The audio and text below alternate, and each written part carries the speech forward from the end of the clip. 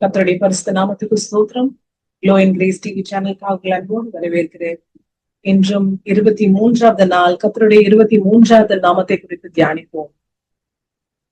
கர்த்தருடைய நாமமாவது ஹோலி ஒன், பரிசுத்தர். அதற்கு எவிடன்ஸான வசனம் என்னவென்றால் ஏசாயா 40வது அதிகாரம் 25வது வசனம். Isaiah chapter 40, 25th verse. இப்படி இருக்க என்னை யாருக்கு ஒப்பிடுவீர்கள், எனக்கு யாரை நிகராக்குவீர்கள் என்று பரிசுத்தர் சொல்லுகிறார். இப்படி இருக்க என்னை யாருக்கு ஒப்பிடுவீர்கள், என்னை யாருக்கு நிகராக்குவீர்கள் என்று பரிசுத்தர் சொல்லுகிறார். கர்த்தரை யாருக்கு நம்ம ஒப்பிட முடியும்? He is the only one, இல்லையா? அவரை யாருக்குமே நம்ம ஒப்பிட முடியாது. யாருமே கம்பேர் பண்ணவே முடியாது. யார்கிட்டயுமே அவரை கம்பேர் பண்ணவே முடியாது. அன்கம்பேரபிள் காட், இல்லையா? சயின்ஸ்ல கூட நாங்க படிப்போம் பியூர் சப்ஸ்டன்சஸ், இம்பியூர் சப்ஸ்டன்சஸ் சொல்லி. பியூர் சப்ஸ்டன்ஸ்னா ஒன்லி ஒன் எலிமெண்ட் இருக்கக்கூடியதுதான் பியூர் சப்ஸ்டன்ஸ். இம்பியூர்னா நிறைய எலிமெண்ட்ஸ் அதுல இருக்கும். சோ நம்ம எல்லாருமே இம்பியூர். நம்ம எல்லா பாவங்கள், எல்லா துர்க்குணங்கள் எல்லாத்தையும் உடையவங்க தான் மனுஷன். ஆனா கடவுள் பியூர், ஹோலி, பரிசுத்தர். அவர்கிட்ட பாவம் அளவு கூட அணுகிறது கிடையாது. ரொம்ப ரொம்ப ரொம்ப ரொம்ப பரிசுத்தர், அன்கம்பேரபிள் காட். ஆனா அவர் நம்ம கிட்ட எதிர்பார்க்கிறது என்னவென்றால், இன்னொரு வசனத்தை வாசிப்போம். 1 பேதுரு 1வது அதிகாரம் 16வது வசனம். நான் பரிசுத்தர், ஆகையால் நீங்களும் பரிசுத்தராய் இருங்கள் என்று எழுதியிருக்கிறதே. நான் பரிசுத்தர், ஆகையால் நீங்களும் பரிசுத்தராய் இருங்கள் என்று எழுதியிருக்கிறதே.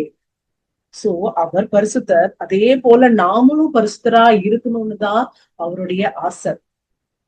சோ உலகத்தவரா இருக்கக்கூடிய நாம கூட அப்பா மாதிரியே பிள்ளை இருக்கான் பாரு, அப்பா மாதிரியே காது இருக்கு, மூக்கு இருக்குன்னு சொல்லுவாங்க, இல்லையா? அதே போல நமக்கு அப்பா ஏசப்பா, அந்த ஏசப்பா பரிசுத்தரா இருக்கிறது போல நாமளும் அவரை போலவே பரிசுத்தரா இருக்கணும்னு சொல்லிதான் அவருடைய ஆசை. அவருடைய சாயலாகவே படைக்கப்பட்ட மனுஷர்கள் நம்ம. அவரை போலவே குணத்திலையும் பரிசுத்தரா இருக்கணும்னு தான் ஆண்டவருக்கு ஆசை. சோ ஏற்கனவே நம்ம டிஸ்கஸ் பண்ணியிருப்போம். கேருபீன்களும் ஷேராபீன்களும் ஓயாது பரிசுத்தர் பரிசுத்தர்னு துதித்து கொண்டிருக்கிறாங்க. ஆனா அந்த துதியில எல்லாம் ஆண்டவர் மகிமை அடையில. அவர் சாயலாய் படைக்கப்பட்ட நாம், அவருடைய மக்களாகிய நாம் அவரை துதிக்கணும், அவரை போலவே பரிசுத்தரா இருக்கணும்ன்றதுதான் அவருடைய ஆசை. அந்த ஆசையை நாம நிறைவேற்றுவோமா? பரிசுத்தர் கிடையாது, பாவங்கள்னால் நிறைவேற்றப்பட்டிருக்கோம் தான். ஆனா நம்மள பரிசுத்தமாக்குறதுக்கு கடவுள் ஒருவராலதான் முடியும். நம்மளுடைய வாழ்க்கை முழுக்க பாவங்களால் நிரப்பப்பட்டதுதான். நம்மளுடைய சரௌண்டிங்ஸ் எல்லாமே பாவமா தான் இருக்கு. அதுல இருந்து நம்ம விடுதலை அடையணும், அவரை போலவே மாறணும்னு ஆண்டவர்கிட்டதான் நம்ம ஹெல்ப் கேட்க முடியும். ஏன்னா இதுல ஹெல்ப் பண்றதுக்கு வேற யாராலையுமே முடியாது.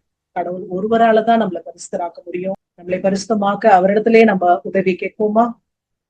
கண்களை மூடி ஜெபம் செய்வோம். எங்களை அளவுக்கு அதிகமா நேசிக்கிற பரலோக பரம பிதாவே, அப்பா, இன்றும் கூட ஆண்டவரே உங்க நாமமாகிய பரிசுத்தருங்கிற நாமத்தை ஆண்டவரே தியானித்தோமே. ஆண்டவரே பரிசுத்தரே, அப்பா உம்மை ஸ்தோத்தரிக்கிற ஆண்டவரே.